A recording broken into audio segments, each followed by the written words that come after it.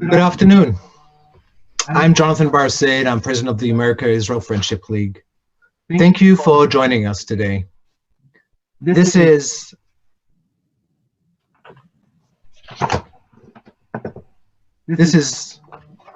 our 40th webinar that we are streaming during this time period of COVID. As we start, I would like to let us know where you are joining us from. Please write in the chat window where that is, and that's one of the areas that we really just enjoy always sort of seeing where people are calling us from and logging into the session. Another answer to a recurring question is that yes, we will be posting a recording of the session both for your continued enjoyment as well as also sharing with others. And if you have any questions, please write them in the chat, time permitting. We will also bring these up to the panel as we go along. As I indicated, this is our 40th webinar that we are streaming during this COVID time period. Throughout these webinars, we have focused on messages of hope, unity, compassion, and optimism. Today, we're actually going to reduce some of this tension with a view and taste of some of the great regional wines that are produced in Israel and in the United States. With us today are Jeff Morgan, a wine critic and wine producer who makes wine in both the United States and in Israel. Itai Gleitman, a leading Israeli-based wine critic who is well-versed with the Israeli wine scene. Maayan Koschitsky, an Israeli who actually moved to the United States, bringing Israeli know-how to Napa Valley. And as he tells us today, where it is actually probably one of the more unique periods of days that it's actually raining in the middle of August. John McDaniel is with us also, a wine consultant to restaurants around the country, wineries and suppliers on strategies of growth, wine production, and branding. And finally, Adam Glomski, who is joining us in the middle of the wine harvest from Arizona and is known as one of Arizona's best winemakers. Thank you again. And as we're seeing over here, we're seeing people from all over the country, from Israel, from Mevaseret in Israel, from Florida, from Haifa in Israel, we've got people from South America, from Chile. I understand that they're probably trying to log in to sort of see if they can get gain some inside knowledge to bring to the wonderful wine industry. And we have people from Ohio, all over, from New York, and of course we've also got Carlos from Kuwait. So once again, thank you again for joining us. So as we start, I would like to actually pose the first question to you, Jeff. U.S. and Israel, until recent history, really were not very high on the winemaking totem pole. What do you think has changed over the last couple of decades? Ready for my answer? Yes. So before I answer this question about recent history, I'd like to remind our audience that indeed Israel has been in my opinion, a very important wine producing region for at least 3,500 years, as far as I know, probably longer than that. The wines of what is today Israel, made by the ancient Israelites, were highly coveted by the Romans and the Greeks. They were shipped all over the Mediterranean, and they were, as far as we can tell, quite delicious. I don't see a big change in the way winemaking is actually made today than it was 3,500 years ago. We basically let the grapes ripen. We put them in some kind of a recipient, a vat, a tank, a barrel, whatever, and we let the grapes ferment, often with native yeast. All of my yeasts are native, so I don't even add yeast, and it turns into really beautiful wine, generally. Certainly if the grapes are top quality. So obviously history plays a part here. There was nobody making wine in California until about 150 years ago. maybe 200 years ago. And in Israel, there was a bit of a hiatus, only about 2,000 years, when between the destruction of the temple around 70 AD and, I don't know, the resurgence of the state of Israel.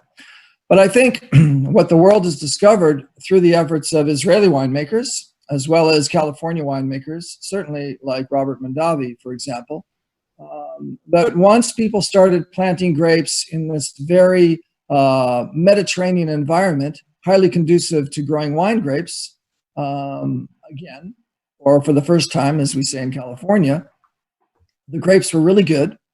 And with a minimum amount of winemaking expertise, the wines can also be very good. And with a lot of winemaking expertise, I think we've found, and the world is finding, the wines can be excellent.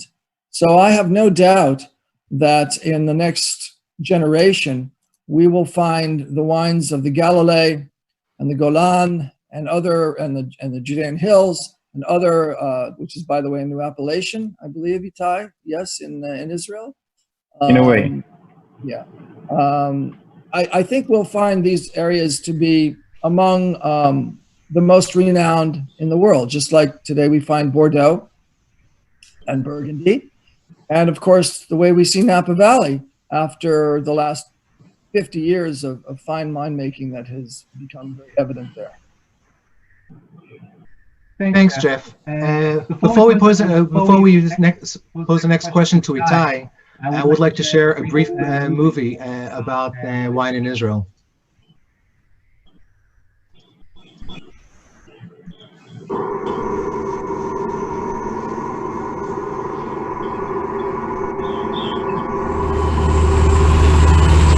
A guy walk into a wine shop, take a look at the shelves, you know, France, you know, Italy, you know, Spain, you know, New Zealand, you know, California. Why should he need to pick up an Israeli wine? First of all, not a lot of people know that Israel makes wine. Most people, even wine lovers, are not aware of this wine region. Does Israel make wine? Israeli wine? What is it? A lot of people think of Israel and they see camels and sand dunes, unfortunately. But I see everything is green. In the winter, in the vineyard, we have snow.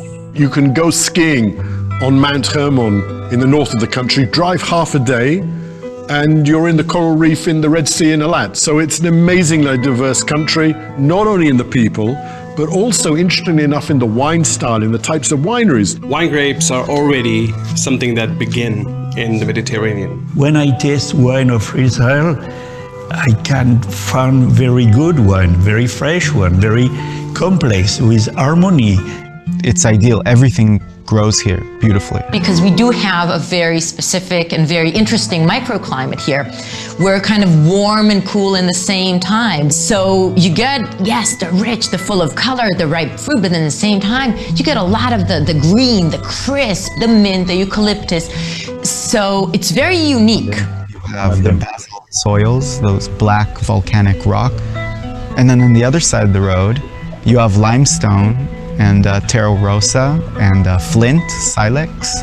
And here in the Western Galil, where we are in El Kosh, it's all fossilized rocks, limestone. Used to be an ocean here, like what you see behind you used to be underwater. The climate here is windy and mild in the vineyard, so people are very surprised. Wow, this could be a great wine region that wasn't known until today. The ancient winemaking traditions of Israel are incredibly significant. If it's a tradition in a land and it's picked up, that links it culturally to ancient times. I think it really has to do with the industry being so interlaced with religion for many, many, many, many years. There's always the kosher thing. Kosher, Israel, religion, bad wine. People just have no idea what we're doing here, how we're doing it, and what's the connection to the world of wine.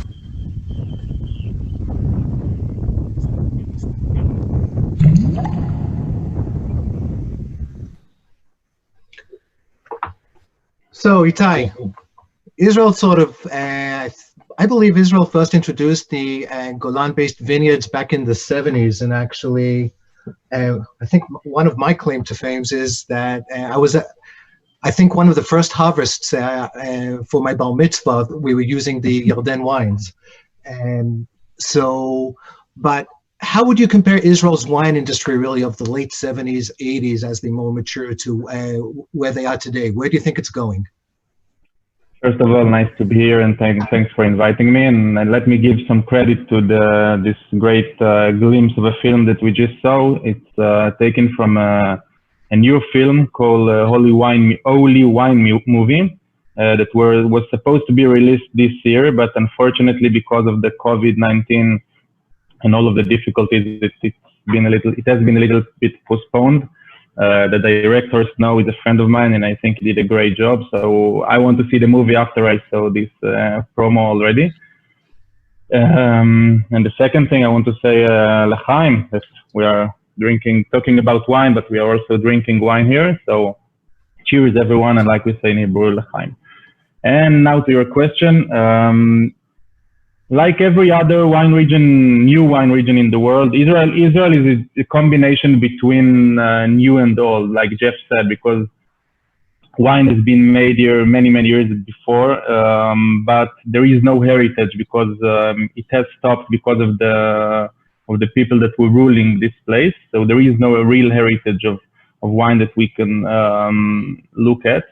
And it started again like 40 years ago, was the revolution of the new Israeli wine, of the new era of Israeli wine with the Golan Heights. And I think a lot of change since then. And wine countries are moving forward all the time, and you have to study and learn and see. Wine is not something that happens very fast because you have to wait from harvest to harvest and to explore. And even now, 40 years after the revolution of quality of Golan Heights, there is still a lot to explore. Not a lot of people know, but Israel invested in the Golan Heights winery to normalize the Golan Heights back then, normalize the life. And then experts from the United States, from Davis, California, from the university, came to Israel to help us, to help the Golan Heights establish the winery and decide where to plant and what to plant, which varietals to use. And I think the first goal, like every new wine region, was just to make a high quality wine that can compete with other regions. And you see it in every new region that even in Napa Valley, they wanted to compete with the French. You know, they always wanted to do a wine that will compete with Burgundy and Bordeaux. So we wanted to show in Israel that we can make high quality wines, that the region is capable of it. But then again, after you show that you can make it, and I think Golan Heights showed it already in the 80s, you need to look for your own identity. And I think what is happening in Israel now is that new winemakers, that there is a new generation of winemakers that is looking for the identity of Israeli wine, because Israel was established as a wine country with international grapes, with the Cabernet Sauvignon and Chardonnay and the Merlot that was brought from Davis as an advice for us. And it was good to come to the world and show we can make a great Cabernet Sauvignon. But now there is a new generation of winemakers that go outside of Israel, study abroad, see the world, taste wines everywhere, and they see that every place have wine with the sense of a place, and they want to find the sense of a place in Israel. So it brought them to look for many other varietals that maybe are more suitable for the Israeli climate, because it is very warm in Israel.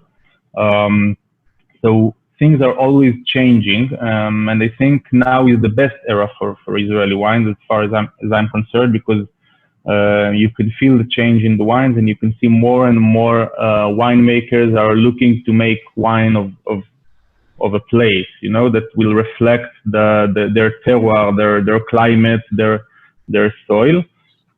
And for us, I think it's very important, because the diversity is growing, and every place got its own vineyard, its own wineries, its own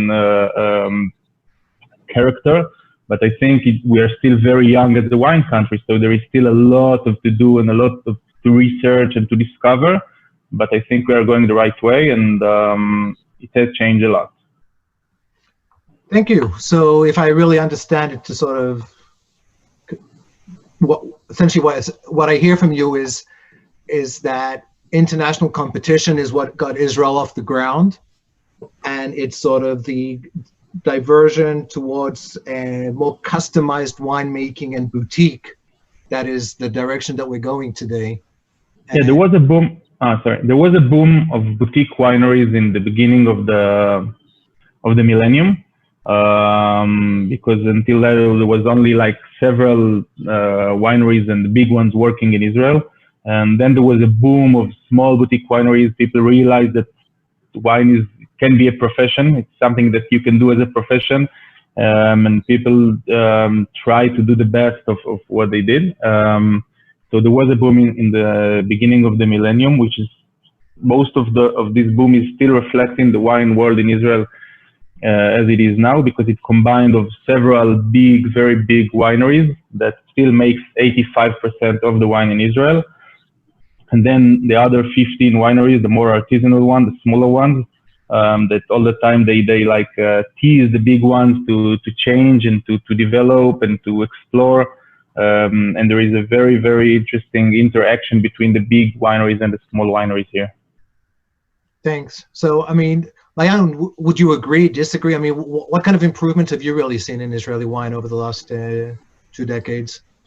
Yeah, totally. I think, well, first I need to thank the guy because he called me a baby boomer, so that's great. I started in wine in early 2000s, kind of part of that trend in Israel that we started to see more and more wineries. So today I'm joining from Napa Valley. I moved to Napa 10 years ago, and I've been working in Napa Valley in a few wineries here.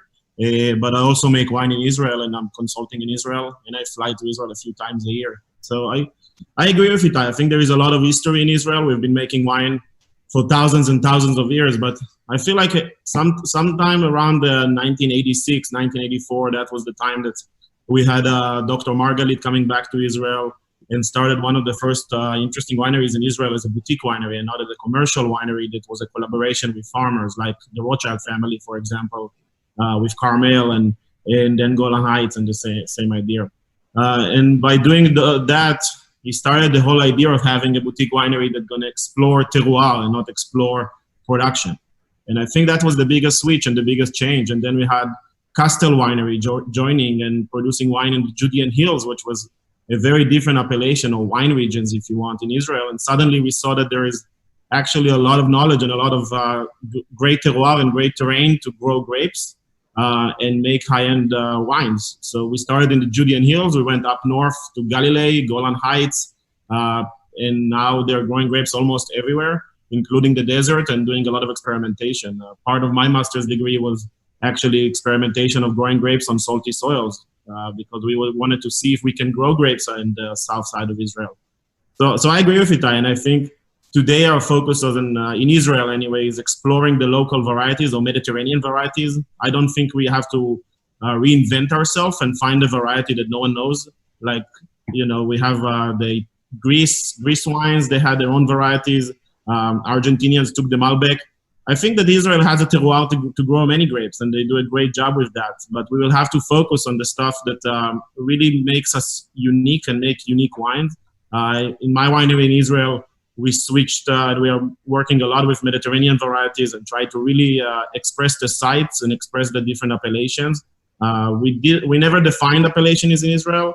Actually, there is, from the last few weeks, they finally declared the idea of an appellation in the Judean Hills. It's not really defined legally yet, but at least there is a movement, and the movement is to focus on terroir, to focus on wine region, to define it. And the whole idea is just to clarify for the consumer. And for us, you know, I always laugh that my winery in Israel is not kosher.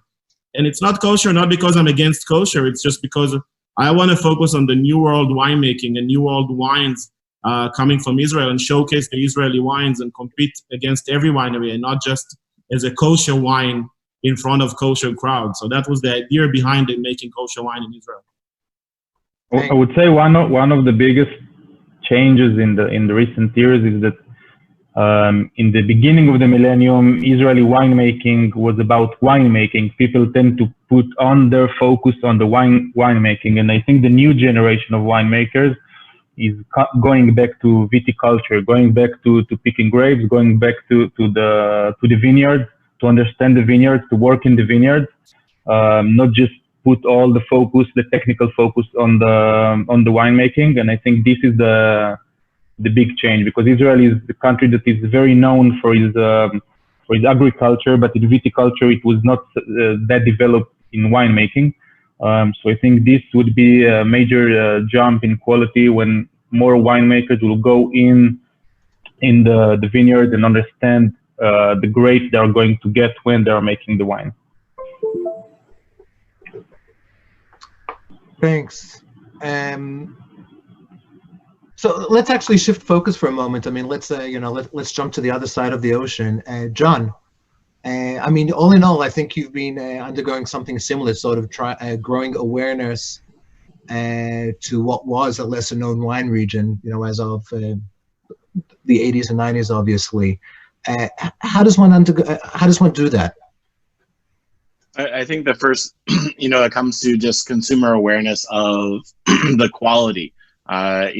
Consumers will try something if they're allowed to try it, and then they start to kind of open up to being able to know about the wines just beyond what their perceptions are. Obviously, with Israeli wine, they assume things about them where, okay, well, it's just kosher, it's just meant for, a certain section of people that like the wines. But once people try them as just really high quality wines first, I think that's where you start to see the growth of Israeli wines around the U.S. A lot of sommeliers are really kind of pushing them. The sommelier community is always trying to find the next big thing. And so I think that's really, an important part of the Israeli Wine Producers Association has hired a couple sommeliers in the U.S. to do trade tastings, consumer events, and just really get the word out that it's, beyond what the consumer perception is. And I think that's really where the success has been so far. Okay. No, actually, you know what? Before we also move on to Eric, basically, I would like to show this brief movie about his winery as well.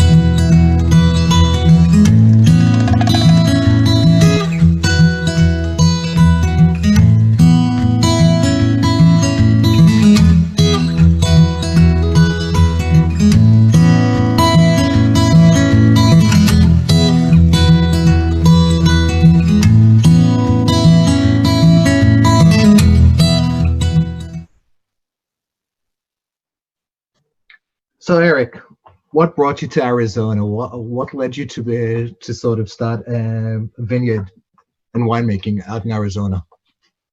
I grew up. I was born in Chicago. I grew up outside of Boston, and after a couple of years of wandering the country, North America, I went to college in a town called Prescott. And Prescott's a high elevation, relatively high elevation town, mid 5,000s in feet. And I studied ecology, plant physiology and ecology. And I kind of fell in love with southwestern Arizona. And I found myself brewing beer as a college student. You know, it's what you do when you're underaged. And then I moved on. I got really lucky. I was doing a field study of a lot of streamside vegetation for our National Forest Service, and I came upon all these abandoned orchards. And you know, of course, early settlers settled along water, and a lot of these valley bottoms along these waterways were difficult places to grow because of cold air drainage and frost. And but apples did well. And around that same time, I met a mentor who's still a mentor today. He's 90 years old. We go backpacking together. He's a gourmand, a real amazing artist. And he had been making apple wines for nearly 2 decades. So I started backpacking out these heirloom apples that I found. I was young. I'd fill a pack with 80 pounds of apples and I'd bring them to him. And I became a winemaker one day. I had this epiphanous experience where we had made this wine together. It was my first one. I remember 8 months later smelling it with my eyes closed, and it just transported me back to that place where I found that orchard. And it was the first time I realized, I'd been kind of a scientist, as my science was my career. And at that moment, the earth and the ecology, the terroir, and that winemaking all fused together for me artistically. And I experienced a place through my sense of smell and taste through a glass of wine. And I was kind of possessed of it. That was in the early 90s. And I had enrolled in grad school, and I actually dropped out of grad school to take a job at a winery briefly in Sonoma County. And then later I was at a place called David Bruce Winery in Santa Cruz Mountains for several years, making Pinot Noir and Chardonnay, always with the intention of coming back to Arizona to make wines that I thought expressed the place that I now called home. So that was how I started making it. In 2002, I left the Santa Cruz Mountains. I moved back. I planted my first vineyards at higher elevations, with my lowest being about 3,400 feet. The one I'm at right now is 5,300 feet, a diversity of soils. And we've just been kind of exploring the different landscapes here in Arizona. And, I was really struck by the movie Itai shared with us, because those landscapes look so similar to the places that I'm growing here. And I think you probably just saw that in the video I put together. I'm really excited about expressing this place that I call home and sharing it with people. No, thank you. I mean, it's, and just would like, as everybody can see, Eric is actually joining us from the middle of the wine picking that started early out there. Yeah. So we appreciate you taking the time to spend with us during the middle of this. But really, so it really brings. Let me Jeff. I mean, as the I believe you're the while everybody's definitely had a lot of exposure both in Israel and the U.S. I think you're the only one of the group over here who is actually simultaneously growing and making wine in both Israel and the United States. I mean, how do you think, from your perspective, how do you compare really sort of the topography and the climate of Israel to that of other renowned regions, including, say, Napa, Bordeaux, Burgundy? Well, first, let's remember that Maayan is also making wine in Israel as a wine consultant, and I know he's over there quite a bit. And in fact, I was enjoying hearing your story about Margalit, where I believe you started your career. Is that not correct, Maayan? Your first job in the wine industry was at Margalit Winery? Oh, actually, my second. The first job was with Doron Ravon. La Valley. Oh, okay. All right. Well, Doron, he's a great guy also, a good person to learn from. Yes, absolutely. It's a very quick, funny story of why I'm making wine in Israel. I was making wine in Napa Valley and lived there for 15 years. Now I'm in Berkeley, about an hour away from Napa, but where my winery is here. It's an urban winery in Berkeley, but we still source grapes in Napa. And back in 2002, we hosted an Israeli winemaker, Eli Ben Zaken from Ben Castel, to a tasting in Napa. And we tasted his wine, his red wine. It was really good. And a friend of mine, my late partner, Leslie Rudd, and I said, wow, this is really good wine from Israel. It must be kosher. Let's make a kosher wine in California that's as good as this. And in fact, the funny part of the story is that that wine was not kosher because I don't think Castel started making a kosher wine until 2002. So we probably were tasting the 2000 or 1999, I don't remember. So I think we'll talk a little later about the kosher issue. But even back 20 years ago, Israeli wine was making its way throughout the world and showing very well. And it's what inspired me actually to start my own winemaking program in Israel some years later, after I did California.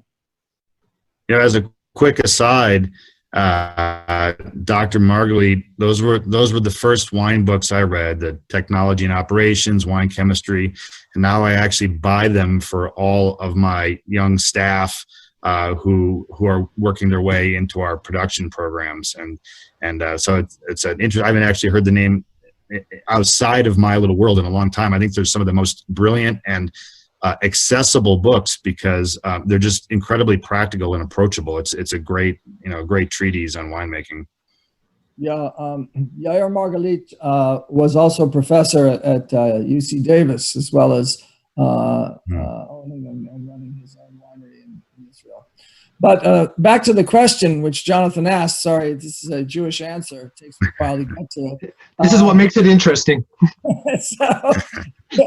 So I think the question was, similarities, differences between Israel and California. Was that the question? Okay.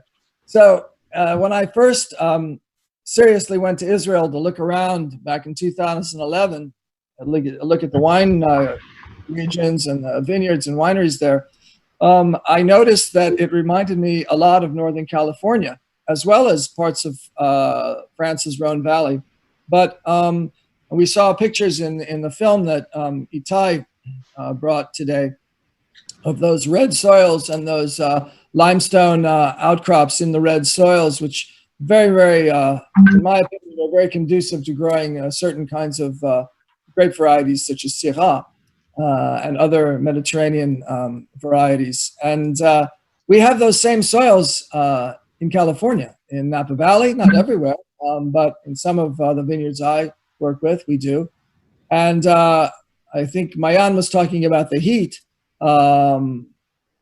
Somebody was, but I think it was Maayan talking about the heat in Israel, or maybe it was Itai talking about the heat in Israel, obliging us to look for varieties, grape varieties that are well suited to the conditions in Israel. Well, California, I think, is going to be where Maayan lives, is going to be on Wednesday about 109 degrees Fahrenheit, really hot. And I think we're experiencing throughout the entire world shifts in temperature that are going to boost those temperatures for all of us at certain times during the growing season. And I find that the way we grow grapes in California, using irrigation developed in Israel, by the way, is very similar to the way we grow grapes in Israel. And the way I make wine in California is very similar to the way I make wine in Israel. I mean, they're interchangeable in many ways, except I think everybody's been using this word terroir, which is a very important word for winemakers that describes the distinct differences, or perhaps the subtle differences, that make one region different from another, one wine grain region different from another. It can happen between Napa Valley and Sonoma. It can happen between the Judean Hills and the Galilee or the Golan. And those differences, if we're true to the concept of terroir, and we use winemaking methods that, in my opinion, are minimalist, they allow those differences to express themselves in the bottle. And so, even though there are great similarities between Israel and California, I am finding that my Israeli wines have their own distinct, unique character as compared to my California wines made with similar varietals, sometimes the same varietals. And that's a beautiful thing. That's what makes wine interesting. That's what makes it exciting to open a bottle from California, Israel, Arizona, Bordeaux, Burgundy, because we're going to find that taste of terroir that makes wine a unique beverage.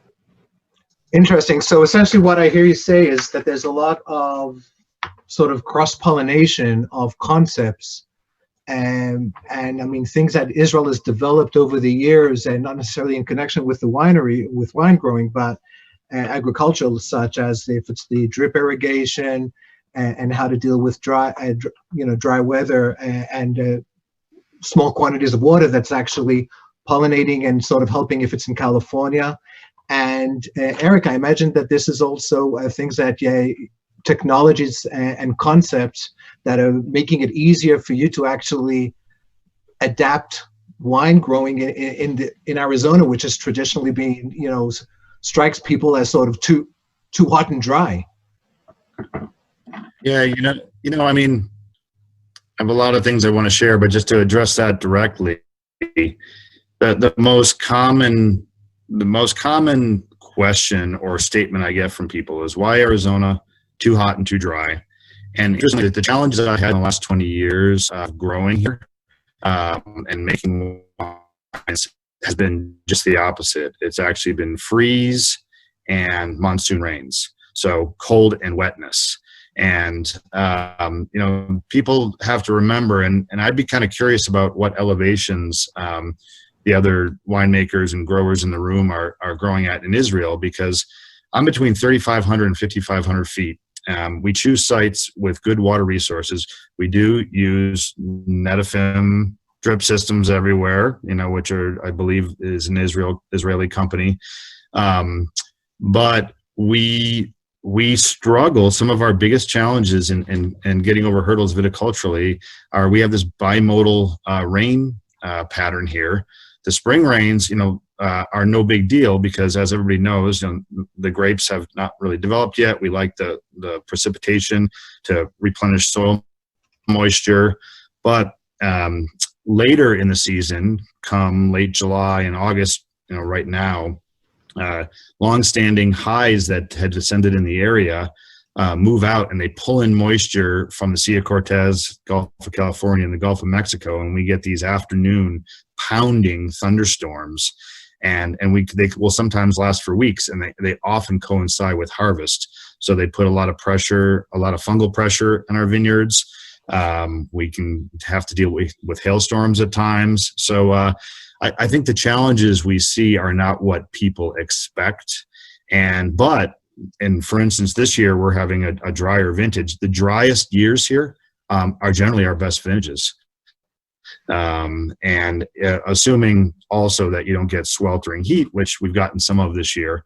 But it's again, Arizona is all about elevation and microclimates.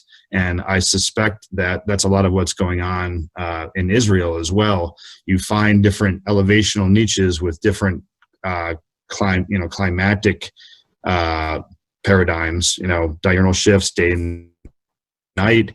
And then within those climates, you find different soils and you bring different characters to the table, and that's essentially what we're exploring here. And I'd say the only other thing I wanted to add, and to kind of riff off of what Ite was saying, is how do we develop, what is our character? What is the personality of Arizona wine? Napa has Cabernet.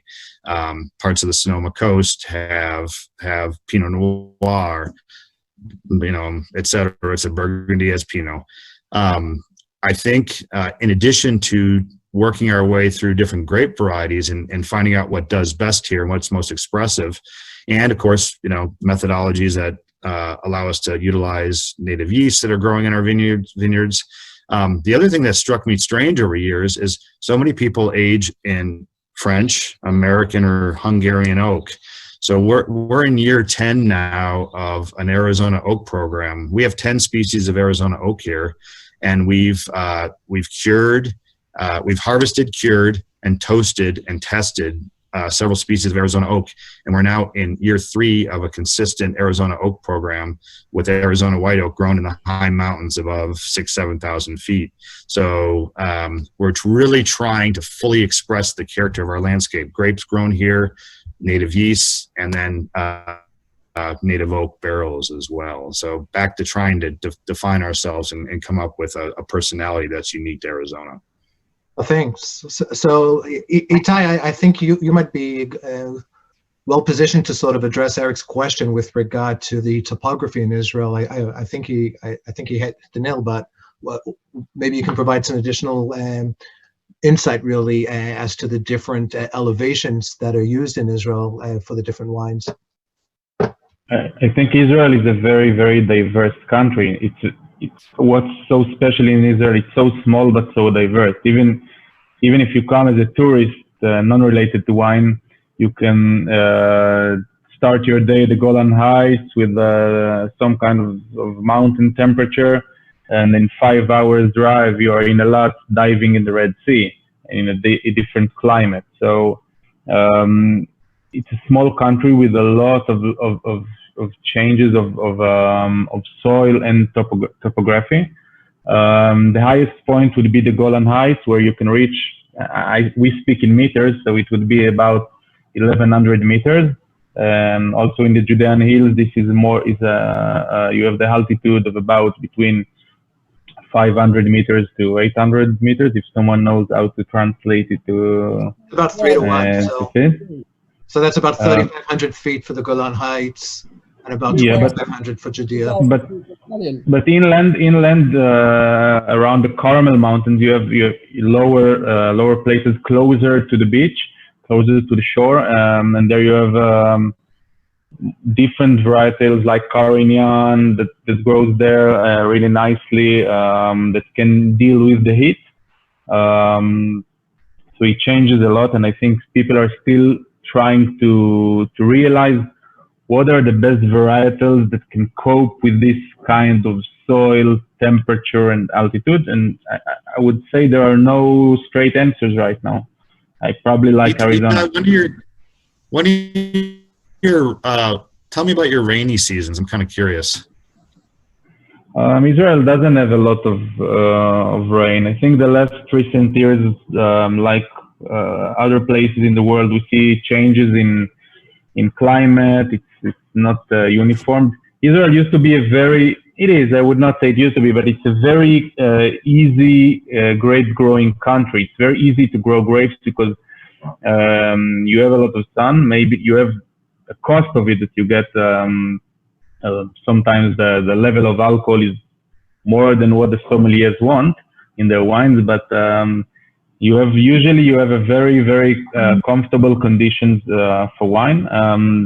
Winter here is not very long and not very rainy, so most of the years are very dry. Even though this last winter there was a lot of rain, but in some places, of course, you need the irrigation to grow the grapes. But you can still find some places in Israel that use dry farming to grow grapes, even in the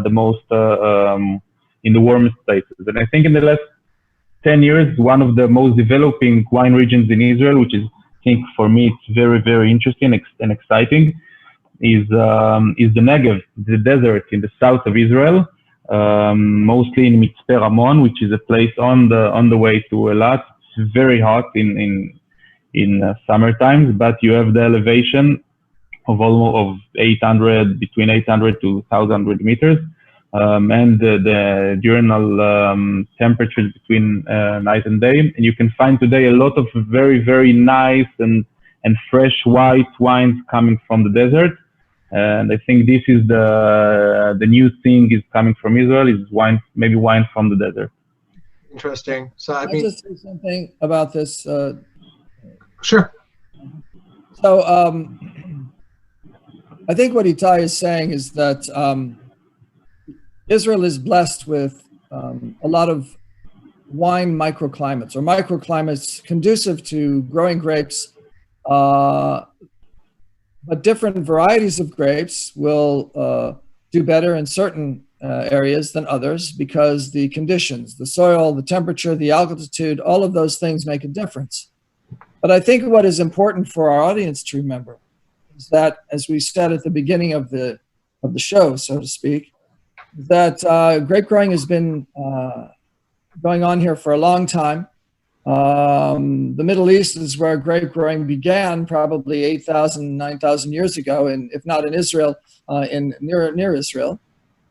And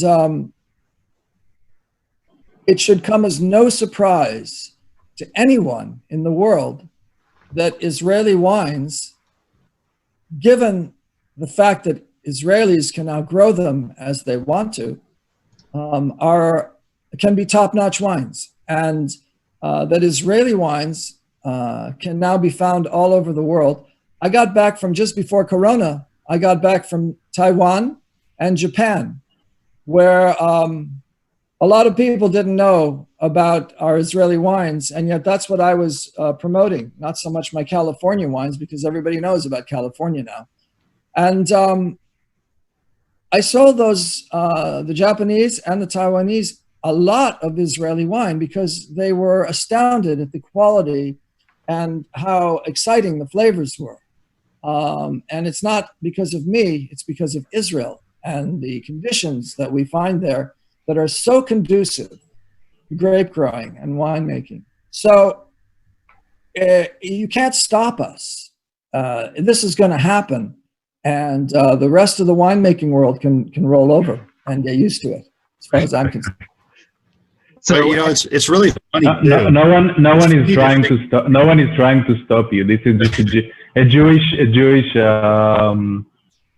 way of thinking. No one is trying to stop us to make wine. Thank you, Itai. With all due respect, the voice of reason. That is extremely reasonable. I get a little excited about this.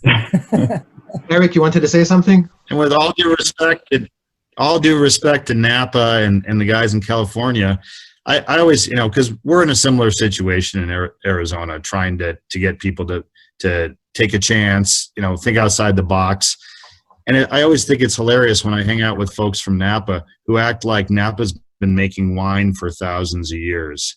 You know, they've had a meteoric rise, certainly, but you know, Napa wine history spans decades, not centuries. And right now, the trend, interestingly, at least in my experience, and maybe John, you can add to this too, is that younger people want things that are different and more experimental and interesting. And you know, look at orange wine's resurgence. You know, and I think Israel should be well poised to appeal to young winemakers who want something different. So John, Arizona is. John, what's your perspective, really? I mean, what do you think that what are the challenges that do you think would face Israeli wine producers, basically, to sort of break out much stronger with the U.S. sommelier? Well, I think that part of it is that the world has become a lot smaller. You know, one of the positive things that Itai had mentioned earlier is that Israeli winemakers are traveling all over the world. They're studying in New Zealand and in Bordeaux and in the United States. You know, winemakers from Croatia, Serbia, you know, Armenia, all over the world, you know, really good high quality wine is being made. And the first place that all of those wineries are looking to be imported to is into the United States. And so at this point, there's just too much competition. There are too many wineries. There are too many regions in the world that wine is coming from. You know, as Eric can reflect as well, you know, every state in the United States has commercial wineries now. And when you come to a certain level of production, you cannot just sell it from the cellar door. You cannot just sell it in your home state. You know, wineries from Texas, and you know, I'm in Chicago, and I've poured Arizona wines in my restaurants in Illinois, and wines from Texas and Ohio and New York and all over the place. Not to mention all of the countries around the world that are producing high quality wine. And so I think that part of it is finding passionate individuals that can rally their peers and their colleagues and share the wines. Bring a bottle of Israeli wine to the tasting group. I mean, I'm having some brunch wine, and I pulled Tabor Barbera Rosé from Galilee. Outside of Piedmont, where the Barbera grape is originated. I know about 3 producers of Barbera Rosé. That's a really interesting fact that people in the wine trade would want to know. And I received that bottle from a very good sommelier friend of mine in Washington, D.C. So, it's about creating that community. It's about creating that knowledge. And, I would have never known about this wine but for my friend. And I do the same thing and share wines that I'm passionate about too. So it's going to be a combination of the wine trade, being behind the wines, and the producers really connecting with those things. And now it's virtual tastings, and finding all the different ways to share the unique stories that is happening all across Israel at this point. Thanks. I would like to shift. We don't have a lot of time left. I would like to shift focus for a few minutes to talk about the big question that's in the air is kosher wines. But maybe before we do that, we do have a brief movie over here that I'd like to share from Jeff's Covenant wine.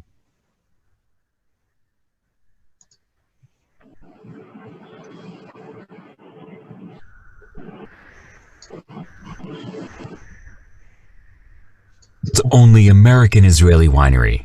Thousands of years ago, before anyone even lived in California, the Jews of Israel were making high-quality wines not only for themselves, but also for their Greek and Roman neighbors. We thought we'd share a few images with you to help to get to know us better. Whether at our urban winery in Berkeley, California, or vineyards in Napa Valley, or Israel's northern Galilee, we try to harness the best qualities found in each of our vineyards. To this end, we harvest at full maturity and ferment all our wines with native yeast. But it takes a village, and in the winery, there's always a lot to do, from cleaning tanks to sampling the wines that age gracefully in barrels. Sometimes it seems like we're dealing with a sea of grapes, and the challenge is always to get them picked on time. Here's a shot of Covenant co-founder Jeff Morgan harvesting our Napa Valley Solomon Cabernet with his daughter Zoe, who now works for Covenant Israel and is based in Tel Aviv. Whether in California or Israel, the goal is to make the best wine we can to enhance your dining pleasure. For us, it's all about food and wine. And we like to cook too. Here's one of our favorite photos of Covenant co-owner Jody Morgan shopping at her favorite chicken stand at the Carmel Shuk in Tel Aviv. We look forward to sharing our bi-national and historical wine perspective with all of you today. Please remember that you are all welcome to visit Covenant in California or Israel. Meanwhile, we wish you b'te'avon. So Jeff, what makes a wine kosher? And obviously, are all Israeli wines then by definition kosher or not? Well, as my Israeli colleagues will also say, of course, all wineries and all wines from Israel are definitely not kosher, including the one that inspired me from Castel 20 years ago, nearly 20 years ago. Kosher is a very simple, symbolic and religious designation. It has absolutely nothing to do with winemaking, really, or wine quality. It is simply a set of dietary restrictions and or rules that apply to both foods and wines. And because wine is used to sanctify the Sabbath and other holy moments in Jewish religion and Jewish tradition, the rules for wine are a bit different than the rules for food. But again, they are completely symbolic, and they really boil down to one simple fact, and that is if you want to certify your wines as kosher through some kind of kosher certifying agency, such as the OU, for example, which is an international kosher certifying agency, the juice of the wine and the wine itself can only be touched by what is referred to as a Sabbath observant Jew. That would be a Jew who observes all the rules of the Sabbath, which would include only eating kosher food, only drinking kosher wine, not working on the Sabbath and other holidays. And it's someone who is what we call Shomer Shabbat, follows the rules religiously, no pun intended. So as long as only Shomer Shabbat Jews touch the grape, the wines or the juice, the grapes can be handled by anybody, by the way, because you don't sanctify the Sabbath with a grape. You can do it with grape juice or wine. Your wine is going to remain kosher. So it's really not what makes a wine kosher. It's what keeps a wine kosher, because all wines are inherently kosher. The kosher thing for Israeli wines, and for all my wines happen to be kosher because that was kind of what inspired covenant from the beginning. If the wines aren't kosher, all of the so-called Shomer Shabbat or observant Jews who only drink kosher wine will not drink your wine. So I'm trying to make wine that everybody can drink. Religious Jews, non-religious Jews, non-Jews alike. My wines don't say kosher anywhere on the label. There's just a little symbol on the back label that will assure those who need to know it that the wine is certified kosher. But really, it's who touches the wine. That's the whole thing. You don't have to make the wine any particular way. You certainly don't have to boil the wine. If you're going to add any ingredients to the wine, such as yeast or other fining agents, we're not going to go into what fining agents are at the moment. They need to be certified kosher. I don't use any fining agents, nor do I use any yeast. So I really, I make the wine exactly the way I would make it if it was not kosher. And now I'm 66, so I don't haul hoses around like I used to. So my crew in the cellar happen to be a little more observant than I am, even though I'm very Jewish and I go to synagogue every Saturday and other times, COVID notwithstanding. The kosher issue is a double-edged sword for Israeli winemakers or wineries, because when you establish a winery, at the end of the day, if you don't sell the wine, you don't make money. You don't have the next vintage. So if you want to establish a winery in Israel that sells or produces more than 100,000 of bottles every year, you need to have the kosher certificate, because without the kosher certificate, you can go into the hotels, you can go into events of the Israeli state, and you can go into airlines and everything. So you want to be kosher to sell. And in the last 15 years, we see more and more wineries turning into going towards kosherness. But it's a double-edged sword, because kosher still for a lot of people, kosher means bad, because they know the Manischewitz and all the, I will not tell the whole story, but they identify kosher as bad quality. But there are also levels of kosher, because you have the regular kosher, like Jeff said, that you could never on a blind tasting differ wine that is kosher from another that is not kosher. But then again, you have the mevushal wines. When I can say that every time I tasted mevushal in a blind tasting, I could taste the mevushal. If it's the same wine, the mevushal tell apart from the normal wine. So there is a change, there is a difference, but most of the kosher wines are very high quality, and you cannot detect that it's kosher. But if you want to make kosher wines, it comes with a cost, and most of the wineries in Israel that make great wine want to be on the Israel shelf. When you go into the wine shop, they want to be on the Israel shelf, and now they're still on the kosher shelf. So when people are going into the store, they see, oh, this is the kosher wine, this is for Jews. And there is no one that is not Jewish who will go to the kosher shelf to pick a bottle of wine. But if it was an Israeli wine with the story of Israeli wine, maybe you would give it a chance and you can tell the story. But when you put it as a kosher, because you want to keep yourself the religious audience, the crowd that will buy your wine, you can lose the other one. So I think one of the main goals is to put Israel on the Israeli wine shelf in the shops and not on the kosher ones, and let people decide if they want to drink kosher wine or non-kosher wine. But the kosher should stop being an issue, and it's always an issue. If you are talking about it now, then it's still an issue. But quality-wise, most of the time, it's not an issue. Thanks. I love that, Coach. I love that double-edged sword metaphor, Itai. You know, somebody asked me about 7 or 8 months ago, how's the kosher wine business? And that's exactly what I said to him. I said, it's a double-edged sword.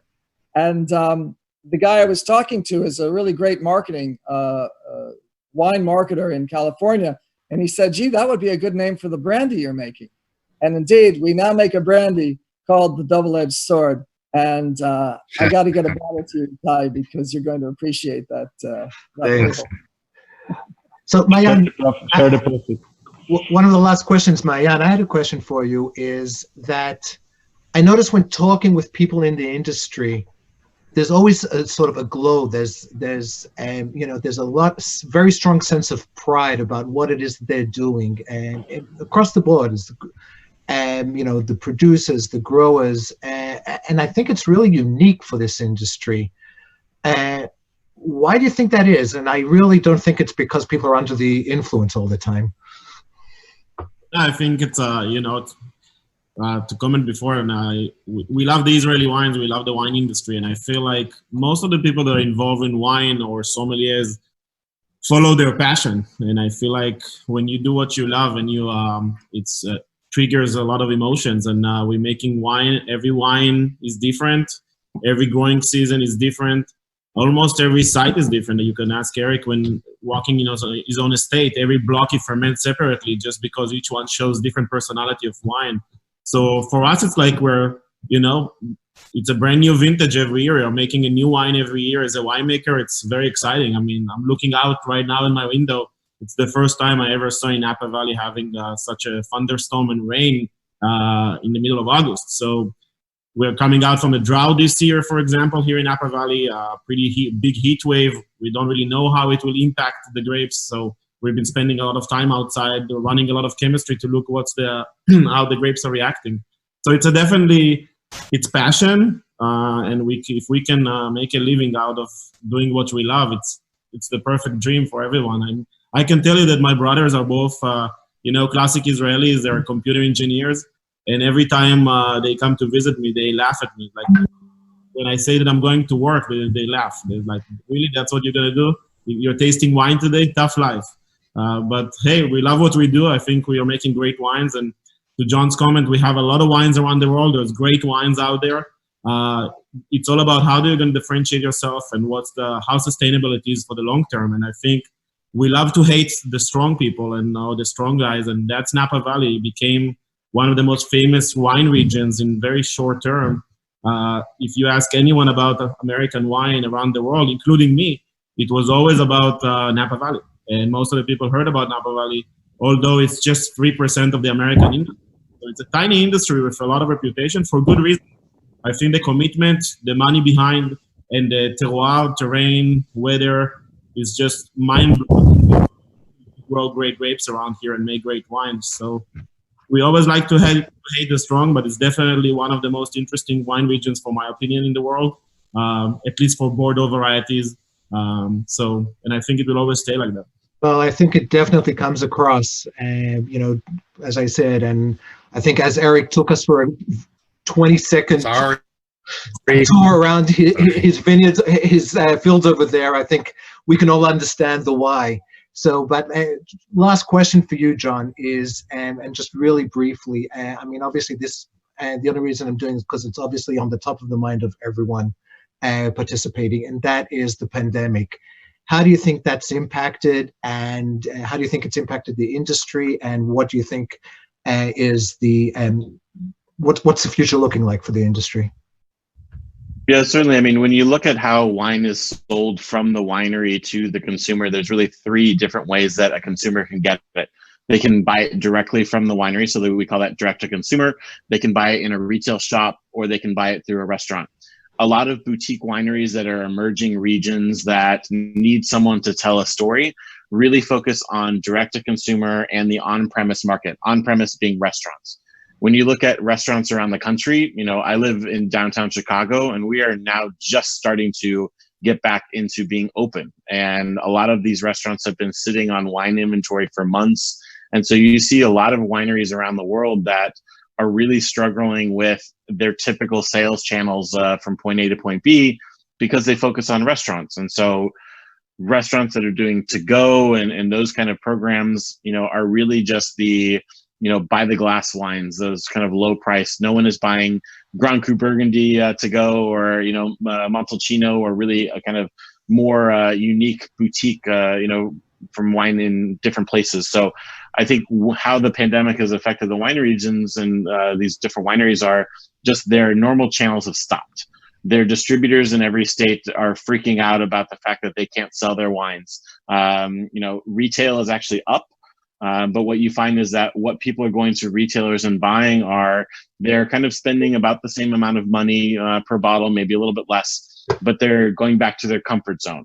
So they're going back to New Zealand Sauvignon Blanc, California Chardonnay, the things that they're used to. And so trying new wines from new places like Israel, for example, if they are not familiar with it, you know, there aren't retail wine shops that really have a lot of people that can interact with the consumer in the same way, you know, doing tastings in the shops. And so I think the pandemic has really just put a hold on new possibilities for wines, new channels and opportunities, because people are basically just drinking the things that they know from the people that they know. So, you know, we have over 150 people, you know, on this, you know, chat now, and to all the people that are out there that will eventually listen to this. I definitely encourage you to, you know, share a bottle of your favorite wine with your friends. You know, the way that, you know, Israeli wine is going to grow is by people sharing it. And that's really the history of the wine industry, is just sharing across, you know, a table with friends and family. So, you know, buy a bottle of wine, share it with your friends, blind taste them on Israeli Cabernet versus Cabernet from California, and let people decide for themselves. But, you know, they're not going to go out and spend money on something at this point now because of the pandemic, because of the economic crisis, on something that is they're just not really familiar with and maybe not comfortable because of all the, you know, history that people only think of, you know, those wine regions about. Well, I think hopefully the operative word is just put a hold. And I think my biggest take, actually, it was at the beginning of the pandemic, where across the board, wine distributors were deemed to be an essential business that was allowed to stay open when they were defining the different businesses. So I think it says a lot. But once again, thank you all very, very much. We are over time. We can probably continue. I think the passion that Maayan was talking about, with that passion, I mean, we could just continue with this conversation for hours.